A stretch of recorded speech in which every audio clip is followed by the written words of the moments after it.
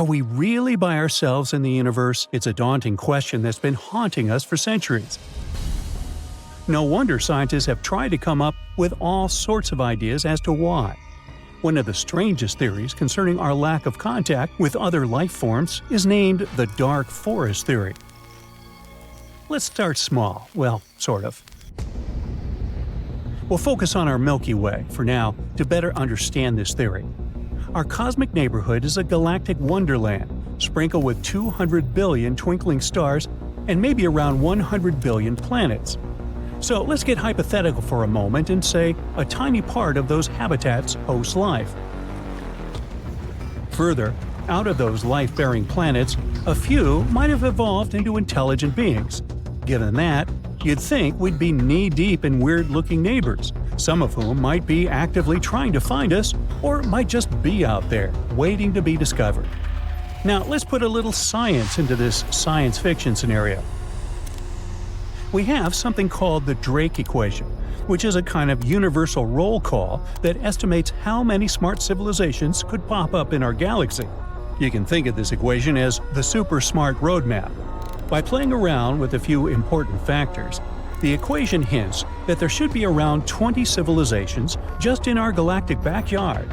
So why haven't we stumbled upon any yet? This theory isn't an easy task. It's a mixed bag of multiple variables, like the average number of planets per solar system that could potentially host life, or the rate at which stars suitable for intelligent life are formed. A tricky part here is that astronomers have yet to solidify the exact values of these variables, which means our calculations are just approximations for now. But back to the Milky Way, shall we? Feed in our hypothetical assumptions, crunch the numbers, and you get at least 20 civilizations. Yet somehow, our cosmic switchboard remains weirdly silent. How come? This radio silence has its own name too, the Fermi paradox, named after the guy who first thought, "Hey, where is everybody?" over 50 years ago. Since then, we've had a lot of different theories trying to solve this mystery, all tinkering with different aspects of the Drake equation. Some folks think the appearance of life is a rare event. Others think that getting from bacteria to advanced beings is the tricky part. Yet, some reckon that civilizations might either wipe themselves out after a short lifespan or never even get to invent something they could communicate with. But there's one theory that tops all others in its creepiness: the dark forest theory. According to it, the universe is a huge cosmic version of a haunted forest. And other types of creatures are out there, playing a game of hide and seek. They're intentionally keeping silent. Why? Well, the dark forest theory was best explained in a sci-fi novel, and the rationale goes something like this. For starters, every life form wants to stay alive. I'll buy that. If we go with that assumption, it's impossible to be sure whether other life forms might harm you if they get the chance. So, the safest bet is to take them out before they find the right time to do the same to you. Frankly speaking, it's the universe's version of the survival of the fittest. In this scenario, making contact with others becomes the most dangerous game, as it could lead to your location being traced and you being wiped out. How human. This results in everyone keeping quiet, a kind of universal shush, where every civilization tries to hide in utter cosmic silence. But hey, is this just an idea good for a thrilling novel, or does it have some real-world implications? Well, the theory was suggested by scientist David Brin as a possible explanation for the lack of radio evidence for non-Earth-like life. He went as far as imagining it would be robots that would do the dirty work of wiping out civilizations. But how realistic is this theory anyway? Well, it doesn't require us to assume a lot of stuff about the behavior of all foreign civilizations. Just one advanced race behaving this way could explain our observed reality. And it might explain why we've not picked up any advanced radio chatter despite a century of eavesdropping. It's possible that other creatures like us are too terrified of being noticed and have gone radio silent on purpose. But, and it's a big but, like mine, It does base itself on the notion that other species share our level of risk aversion and logic, or that there's a rogue civilization out there picking off anyone they perceive as a threat. And that's a pretty significant assumption. If that doesn't sound creepy, this next piece of information certainly will. For about a century now, we've been shouting our existence into the cosmos. If this theory proves to be correct, every other civilization within 100 light-years of us might be getting our signals and knowing exactly where we are. And if we have reasons to hide from them, as suggested by some like Stephen Hawking, we might already be in trouble. But what if this theory isn't true? What if, sooner than we'd like to imagine, weird galactic creatures will indeed try to reach us? The truth is, most of us wouldn't even know what to do. Hey, let's not get over ourselves. In fact, some scientists are tackling this issue head-on. For the first time since the 1980s, specialists are trying to cook up a how-to guide for when we inevitably bump into cosmic neighbors. For instance, some researchers believe we've got to do more than just worry about how these life forms could shake up our world. If they send any type of radio signals down here, we've got to think about our reply. What are we going to say? Hey, we're humans. Nice to meet you. Absolutely not. We've got to do better than that. See, the only plan we've had till now came from a rough blueprint dating from 1989. This guide is a bit wishy-washy on what to do when the entire world gets the outer worldly text. Mostly it says, hey, let's share the news with everyone. But then what? If we confirm it's legit, officials will need to ask the United Nations for advice. But hey, does the United Nations even have a plan? Maybe, who knows? We've been doing loads of space exploring lately. Some say we've stumbled upon water on Mars. Others are sure we've spotted some planets that could be twins to Earth. So the idea of finding life elsewhere isn't that far-fetched. But even after 100 years of trying to chat with cosmic beings, it's still a one-sided conversation. This new protocol isn't just about chatting up outsiders. It's also going to act as our cosmic voicemail, checking messages from outer space. It aims not just to decode the external lingo. It's also planning to figure out what these messages could mean for us. The plan is also to draft reports about how different policies could impact us and set up guidelines on how to respond to these space texts. So, will we ever get a message from our cosmic mates? Only time will tell. But what we do know is that we just can't wing it. We can't be caught off guard and start a planet-wide frenzy when we get that otherworldly WhatsApp. We gotta have a plan, and we gotta have it ready for when we're face-to-face with the real deal. I mean, we've come across a lot of potential such sightings, but none of them proved to be genuine. On that note, U.S. authorities checked over 100 cases of weird stuff going on in the skies. I'll spare you the details, but not one green creature was ever found. More like drones and similar stuff floating around. So, as we stand on the cusp of this potentially game-changing event, we must strive to be prepared. Whether our intergalactic neighbors drop us a text tomorrow or centuries from now, we need a plan. After all, this could change everything we know about our universe and our place within it. For centuries, people believed that all swans were white because that was all they had ever seen. They thought it was a universal truth. Then one day, someone discovered a black swan. It was a surprising and unexpected event because it went against what everyone believed. So yeah, the theory is named after this idea of a rare and unpredictable event that goes against our assumptions and expectations. It isn't related to the Darren Aronofsky movie. You know, the one starring Natalie Portman as a committed dancer? Nassim Nicholas Taleb is the person who named this theory. He suggested that these types of super rare and unexpected events are impossible to predict, but they can have a massive impact on individuals, businesses, and societies. The theory was originally used to explain financial markets, but has found its way into various fields. Taleb calls those extremely rare events black swans. Now, these events are so rare that the usual tools of probability and prediction, like the normal distribution, don't really work. They rely on large populations and past data, which we don't have for rare events. So, trying to use statistics based on the past won't help us predict black swans. Let's dive into some examples of past black swan events. The rise of the internet is actually a great example. It's now hard to imagine a time when people couldn't Google their burning questions or watch funny cat videos online. The internet's growth and impact caught many by surprise. It transformed the way we communicate, access information, and even buy fluffy socks without leaving the couch. A digital revolution nobody truly saw coming. Recently, we found an infant black swan on the internet. The emergence of cryptocurrencies.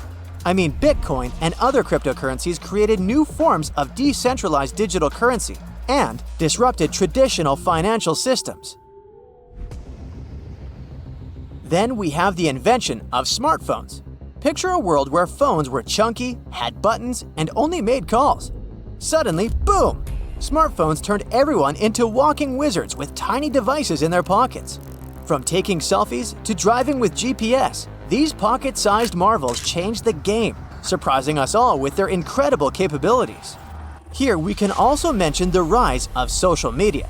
The emergence of platforms like Instagram revolutionized communication, enabling people to connect and share information globally. The creation of the internal combustion engine was a game-changer too. Long ago, horses trotted along the streets, leaving a different kind of horsepower behind. But then, ta-da! The internal combustion engine roared to life, propelling cars and transforming transportation forever. Who would have thought that a mechanical contraption could replace our equine friends and pave the way for road trips and drive-thrus? What about black swans related to our bodies, like decoding DNA? Once upon a time, DNA was a mysterious code, like a secret language of life itself. Then, science unraveled its secrets, revealing the blueprint that makes us who we are.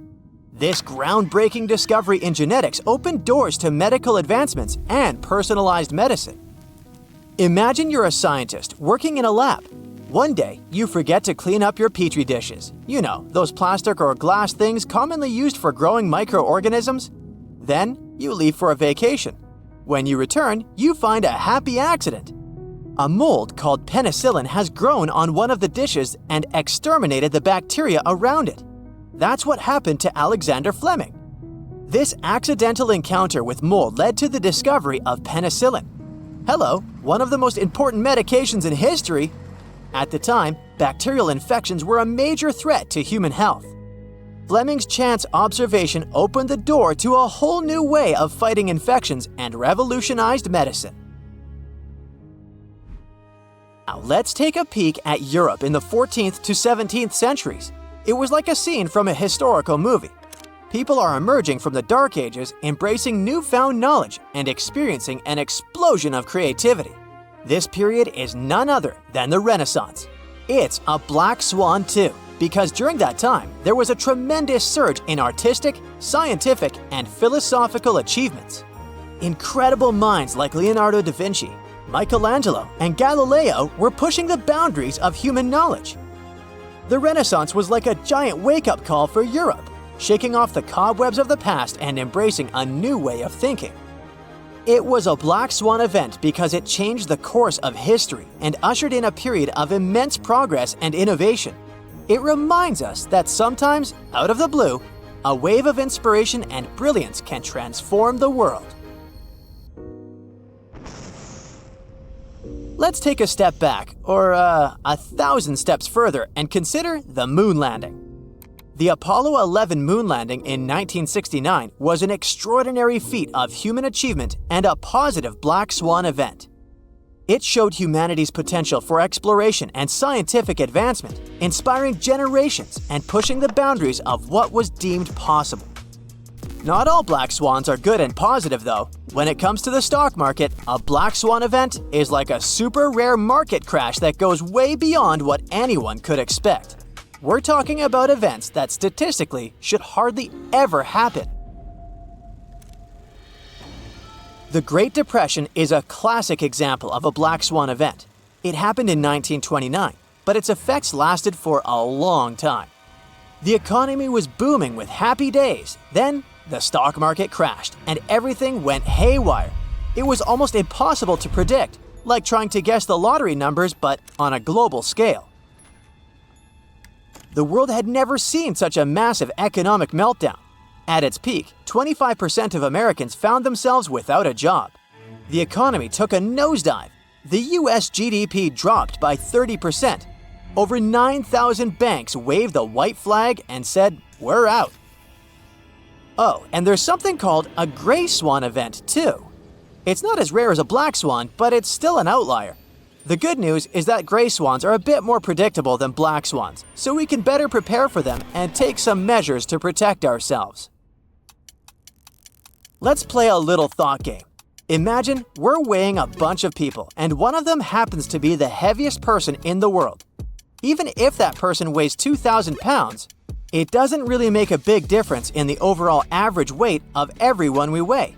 It's like a drop in the bucket.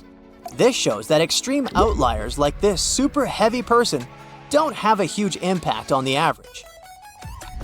Now let's do a similar experiment, but this time with wealth. We gather a group of people, including one billionaire. What if that billionaire's wealth is 99% of the total group's wealth? Unlike the weight example here, the outlier dominates everything else. This is what Taleb calls extremistan, where a small number of people have a huge portion of wealth, while others have very little. Taleb argues that the modern world operates more like money. It's mostly digital and not constrained by physical or biological limits. While most people don't make a lot of money, a few can make a ton. The same applies to other areas like music, book sales, and more. This winner-take-all system rewards a small number of individuals disproportionately. We tend to believe we understand why these outliers exist. We think it's all about thinking outside the box, starting a revolutionary company, and working tirelessly. But what about those people who did all these things and failed? You don't often hear about them or find shelves full of books about their failures. There's a bias in the stories we hear and the information available to us. In the end, we became more vulnerable to black swans. So, whether it's a mold leading to life-saving antibiotics or an economic crisis, these events of the black swan theory show us that unexpected events can have impacts on our lives. By the way, the odds of being born are 1 in 400 trillion. For all we know and don't know, being born is an unimaginably improbable event that nobody could have truly foreseen. So if you're alive, in a sense, you're a black swan too.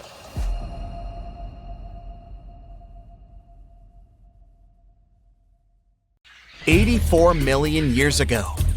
Many modern mammals, birds, insect groups, even the first flowering plants are already there. Dinosaurs are still roaming around. They have around 20 million years left before the asteroid. T-Rex, a fearless hunter, becomes the king of the dinosaurs. In the Earth tilted by 12 degrees. Picture our planet as a chocolate truffle. The shell is hardened, the center is viscous, with semi-solid matter. Its top layer, the crust, consists of tectonic plates that are like puzzles. Continents and oceans come on top of these plates. 84 million years ago, the mantle and the crust started rotating around our planet's outer core, then going back. If you'd been able to see it from space, it would have seemed like the entire planet has tipped over on one side. Today, it would have moved New York City to where Florida is. Let's say our planet is like a spinning top. It whirls perfectly if the weight on the top is evenly distributed. But if you move some of the weight to one side, it makes it tilt. It may have been caused by the moving of the tectonic plates and one of them sinking under another. We might be drinking water older than our solar system. Some scientists think the water we have on Earth may have come from ice specks that were floating in some sort of a space cloud more than 4.5 billion years ago. Lakes aren't always peaceful and relaxing. They can also explode. It happens when there are volcanic gases under the surface that can burst, rise to the surface, and cause big damage. The Earth's rotation is slowly going through time. Every year, The moon gets a little bit of energy from our planet and slowly drifts farther away from it. These two things are making our day longer, but really slowly, around 1.4 milliseconds every 100 years. That means when dinosaurs were around, the day was 23 hours long. Our planet used to be purple. One theory says ancient microbes didn't rely on chlorophyll to absorb the sun, but on different molecules. They absorbed green light and then reflected back a nice purple color. Every time you take a dip in the ocean, remember you're swimming above more than $700 trillion worth of gold. Not on the ocean floor waiting for someone to get it out, but in tiny particles dispersed in the water. The deepest place on our planet is the Mariana Trench, a spot in the Pacific Ocean, 36,201 feet under sea level. But the deepest place that's not covered in the ocean is in Antarctica. Technically, it's hidden below thick and deep layers of ice, goes more than 8,300 feet below sea level. There are 60 tons of dust falling from space to our planet every day. You probably inhale a pretty good amount of this cosmic dust while just going to work. It's dust, small particles from comets, meteorites, and some other space bodies. Dalal, Ethiopia, is the hottest inhabited place on our planet. Between 1960 and 1966, the temperature was 106 degrees Fahrenheit, and even in the wintertime, the temperature goes up to 98 degrees Fahrenheit on average. 8 minutes and 20 seconds. That's the time sunlight needs to travel from the sun to our planet. It's still not that much compared to what it takes for the light to reach Pluto, 5.5 hours. Almost 70% of the fresh water we have in this world is held in ice sheets and glaciers. More than 96% of the total amount of water on Earth is in the oceans. The Earth is like some sort of big magnet. Its inner core is actually a sphere made of solid iron, with liquid iron surrounding it. All those variations and changes in density and temperature create some sort of force, which makes the iron produce electrical currents. They are lined up by the planet's spin, and together, they create a magnetic field. There are many stars in the Milky Way, 100 billion, but way more trees on our planet alone, around 3 trillion. You can tell how old the tree you're looking at is by its rings. They can also tell you more about the conditions of a given year, too. When these rings are thin, there was a drought, while the thick ones say it was a rainy period. Earth is a magical planet where even rocks can walk, at least some of them, in Death Valley, California. They leave trails so you can record the path they've passed. Some of those biggest rocks have left tracks behind up to 1,500 feet long. Smooth-bottomed rocks wander around, while those with rough surfaces tend to leave straight tracks. The world that surrounds us consists of atoms, and they seem to be solid. But 99.99% of them are just empty space. An atom is just a really small nucleus and a cloud of electrons surrounding it. These electrons are particles, but they act like waves. They don't exist in one point but are spread over a range of probabilities and occupy lots of space. Take the empty space in our atoms, and all the humans could fit in a really tight space like the volume of a sugar cube. Australia is slowly shifting north, 2.75 inches per year because of tectonic movements. Australia is one of the top continental tectonic plates that move faster than others. You'd need 400,000 moons to reach the level of brightness the sun has. Sounds a lot at first, but the moon only reflects the light coming from the sun. It doesn't make its own. And even though that's not enough, its brightness depends on the exact angle between the sun, moon, and the Earth. The planet we live on used to have 2 moons, or at least some scientists believe so. They figure the side of the moon that faces the Earth is relatively flat and low, while the other side is way thicker and crustier. The theory says that there used to be the second moon that collided with the thicker side. Some believe there's still a second moon. It could be not a giant space body we see clearly in the sky, but some sort of a small asteroid pulled into the Earth's orbit. Air doesn't mostly consist of oxygen. Almost 78% of it is nitrogen. If you want to see some pretty steep rocks, go to Canada, Oceanic National Park. It has the biggest vertical drop in Canada, the tallest and the steepest cliff, with 105 degrees of overhang and 4,000 feet of rock. A team of 4 American men finally made it to the top in 1985, although there were 30 attempts for that before. It took them 33 days to get up. The Pacific, Atlantic, Indian, and Arctic are the 4 world's oceans. The 5th is confirmed to be the Southern Ocean. It's not defined by the continents around it, but by its Antarctic current that goes from west to east.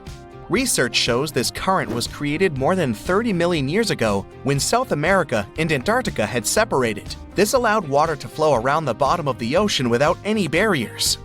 Melting glaciers and ice sheets means more water in the oceans. It adds the extra weight of all that liquid pressing down the sea bottom, making it sink. The Earth's surface looks solid and kinda permanent, but every 500 million years, it goes through a process of regeneration. Tectonic plates crash into each other. Continental crust creates pressure on the oceanic crust, and that pressure activates the volcanoes.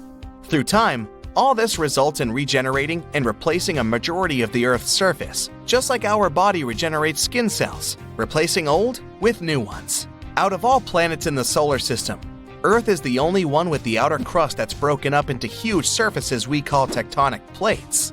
This is an important process that allows the formation of oceanic trenches and mountains, and also helps with protecting the Earth. When microscopic planets that live in the ocean are gone, they fall down to the bottom. The remnants go back into the interior of our planet and get recycled, and eventually end up in the atmosphere, protecting us from overheating and turning into Venus, the hottest planet in our solar system. From the tiniest ants to the mightiest galaxies, why do things work the way they do? If we imagine the universe as a giant puzzle, we already found some important pieces: electromagnetism, gravity, tiny particles, and so on. But even with all this, we can't get the full picture. We still can't figure out how everything works. What we're trying to find is the theory of everything. This is the mysterious theory that should be able to fit everything in our world together. For years, brilliant minds like Isaac Newton, Albert Einstein, Niels Bohr, and many others tried to derive this theory. But as you can imagine, it's not a simple task. Albert Einstein was one of the first to get very close to the answer. He spent his entire life watching and analyzing the world. As a result, he came up with his most famous equation: E equals mc squared. This equation tells us how energy and mass are connected. Energy can turn into matter and vice versa. But that's not enough, so he created his theories of relativity. One was called special gravity. It says nothing can go faster than light, and time can stretch or shrink depending on how fast you're moving. Then he combined it with general relativity, which introduced gravity into the equation. He thought of gravity as the universe's way of bending space and time. Just like a fabric stretches when you place a heavy ball on it, space-time stretches when we place things like planets in it. This effect is what we call gravity. Einstein also wanted to connect gravity with the other forces, like electricity and magnetism. That way, everything could be together in harmony. And there were scientists who decided to help him with that. Their names were Theodore Kaluza and Oscar Klein. In the 1920s, they decided that it would be cool to add extra dimensions to our universe. Electromagnetism explained how electricity and magnetism work together. And now, Einstein, Kaluza, and Klein wanted to add relativity to it, like mixing several flavors of ice cream to create a super delicious universe sundae. To make this wild idea work, Kaluza and Klein had to add a whole new dimension to our world. We usually think of our world as having 3 dimensions, like length, width, and height, plus time. But these scientists created the 5th dimension, although it's all tiny and hidden, so you couldn't spot it in your everyday life. All this gave us a more or less full picture of the world. Many even thought that Einstein did it, found the theory of everything. But if only things were that simple. Unfortunately, even though Einstein was a genius, he couldn't unite everything. You know what screwed things up for him? Quantum mechanics. Quantum world turned out to be insane. When we looked at the particles, we learned that they could do magical tricks. For example, they could be in 2 places at once, or disappear and reappear again out of nowhere. Einstein couldn't explain that. He wanted things to be logical and predictable, like knowing exactly where a particle is and how fast it's going. But quantum mechanics showed that our world is much more complicated, weird, and random than what we thought. But even though Einstein didn't explain absolutely everything, his legacy still lives on. Today, scientists are picking up where he left off. So how close have we gotten to the theory of everything since then? Well, quantum mechanics tried to nominate its candidate, string theory. This hero emerged in the 1980s. Quantum physics pals had a wild idea. What if the tiniest bits of everything in our world weren't particles, but super tiny strings? Yeah, like guitar strings. Almost. They look like little dots to us, which is why we see them as tiny particles. But if we looked at them under the best microscope ever, they would look like little loops. In that case, everything in the universe is made up of these little vibrating strings. Just like different notes on a guitar string make different sounds, these tiny strings can vibrate in different ways. And each way they vibrate creates a different particle. One note might give us a particle we call an electron. Another vibration could be a particle like a photon, and so on. But there is another cool idea that string theory suggests. It suggests that our universe has more than just the usual 3 dimensions we can see, like up, down, left, right, and forward and backwards. What if there are extra hidden dimensions that these strings can wiggle in? And theorists say that they might be up to 10 or even 11 of these dimensions. At first, everyone thought that this was it. This could be the theory of everything. But, just like in the movies, when everyone thinks that they've defeated the villain, more problems pop up. String theory didn't fit the universe's rules discovered by Einstein. This is the last piece of the puzzle they've been trying to find for many years. If string theory supporters figure out how to connect their ideas with Einstein's theories of relativity, they'll finally be able to explain all the things ever. And they made some attempts. String theory began to divide into many branches. For example, it gave rise to the multiverse theory. Alright, we know that all the tiny strings can vibrate and wrap in different ways. There are many ways for each string to vibrate. The combination of their vibrations give many possible results. And there are trillions upon trillions of these strings. And just like one musical note can help to create different harmonics and songs, strings can create different versions of the universe. Each version might represent a universe with its own set of physical laws and properties. You probably heard about the parallel worlds. Well, it's a real scientific concept. The multiverse theory says that our world isn't the only one. There's an infinite number of universes and their number is constantly growing. Let's say you're baking cookies. In one universe, you make chocolate chip cookies. In another universe, you make oatmeal raisin cookies. And yet, in another universe, you make them with peanut butter. Even for such a small decision, there are a lot of parallel worlds. Something like this is very hard to even imagine. And these are only those universes that are similar to ours, where identical copies of us live. Some universes might be completely different. They might have different constants of nature, like the strength of gravity or the speed of light. They might have things that we can't even think about. Of course, this is just another theory. There's still a big debate about it in the world. It's a fascinating idea, but there's no way for us to test it with our current technologies. These universes, even if they exist, are way beyond our reach. One of them is called M theory. It was proposed in the 90s by an awesome scientist, Edward Witten. M theory is like a super advanced version of string theory. Just like in regular string theory, it suggests that everything in the universe is made up of tiny vibrating strings. But M theory says that these strings aren't the only things out there. There are also things called branes, short for membranes. Imagine these branes like sheets or surfaces that exist in higher dimensions. We can't see them, but they can interact with the strings in interesting ways. M theory was basically juggling other theories, trying to solve the problem in everything. It tried to unite every version of string theory into one big idea, and also combine all this with Einstein's ideas somehow. It also high-fived Stephen Hawking's ideas about black holes along the way. But even with M theory, we're not at the finish line.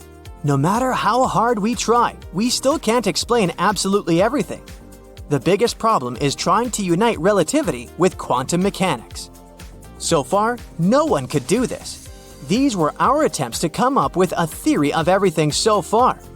Will we be able to derive it one day? Who knows? There are many tricky pieces still missing, but we keep learning and creating new tools to explore our world. And maybe one day, we'll finally find out the answer.